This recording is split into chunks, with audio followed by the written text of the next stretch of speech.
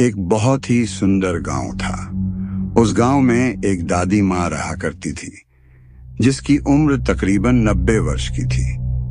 गांव के सारे बच्चे रोज उसे कहानी सुनने की जिद किया करते थे और वह सभी बच्चों को साथ में बैठाकर तरह तरह की कहानियां सुनाया करती थी।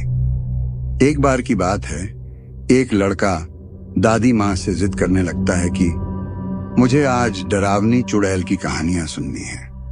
लेकिन दादी माँ उन बच्चों को तो भूत की कहानी नहीं सुनाना चाहती। उन्हें लगता है कहीं बच्चों के मन में डर न भर जाए। लेकिन सभी बच्चे दादी माँ से जिद करने लगते हैं। तभी दादी माँ कहानी सुनाना शुरू करती है। एक जंगल में एक पहाड़ी थी। वहां एक डरावनी चुड़ैल रहा करती थी। उस पहाड़ी में एक छोटा सा खंडहर था। उसी खंडहर के अंदर चुड़ैल का खजाना छिपा था, जिसमें बहुत से रत्न, हीरे, मोती, जवाहरात और महिलाओं के बहुत से आभूषण भी थे। वह चुड़ैल खजाने की रक्षा करने के लिए उस जंगल में भय का माहौल बनाए रहती थी, ताकि कोई उस खंडहर के करीब न आ सके। लेकिन एक दिन एक लकड़हारा लकड़ी काटने के लिए उस जंगल में प्रवेश कर गया और जलाऊ लकड़ी की तलाश में जंगल के मध्य भाग तक पहुंच गया, जहां उस चुड़ैल का खंडहर बना था। खंडहर के आसपास बहुत सी सूखी लकड़ियां पड़ी हुई थी। उसने सोचा कि इससे उत्तम जलाऊ लकड़ी तो कोई हो ही नहीं सकती, जो पूरी तरह सूखी हुई थी। वह लकड़हारा खंडहर की सीढ़ियों से लकड़ियां इकट्ठा करता हुआ आगे बढ़ता गया। जैसे ही वह द्वार तक पहुंचा, वहां एक बहुत ही विशाल दरवाजा था, जो पूरी तरह लकड़ी का बना हुआ था। लकड़हारे ने आज से पहले इतनी खूबसूरत कारीगरी कभी नहीं देखी थी। जैसे ही उसने उस दरवाजे को स्पर्श किया है, उसे अजीब सा एहसास हुआ। उसे ऐसा लगा मानो कोई उसे अंदर बुला रहा हो। मदहोशी की हालत में लकड़हारा अंदर प्रवेश कर गया। खंडहर के अंदर जाते ही उसकी आंखें चकाचौंध हो गईं।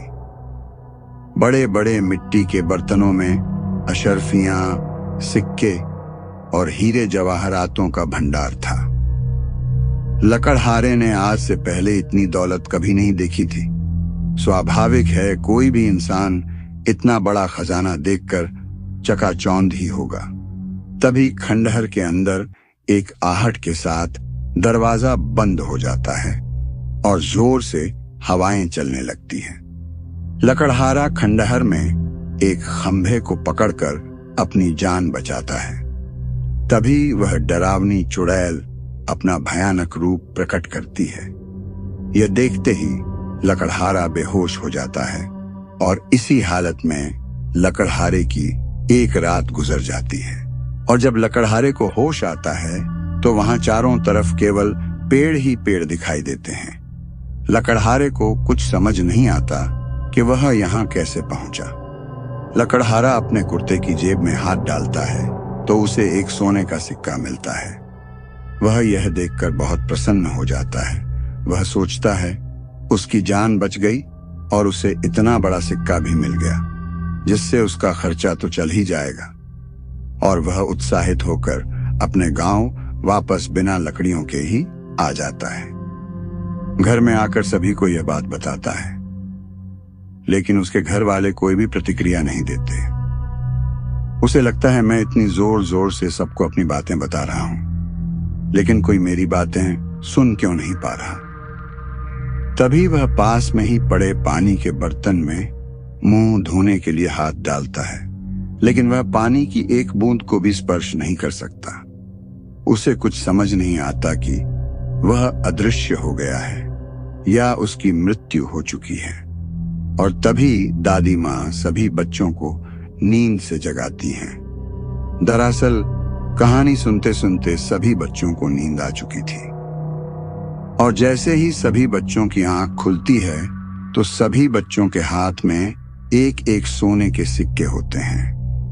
और वह बच्चा जिसने दादी माँ से कहानी सुनने की जिद की थी, वह गायब हो चुका होता है। दादी माँ चारों तरफ उसकी तलाश करती है, लेकिन वह कहीं नहीं दिखाई देता। सभी बच्चे सोचते हैं आखिर वो गया कहाँ। वह बच्चा रहस्यमयी लद्द का बनकर रह जाता है।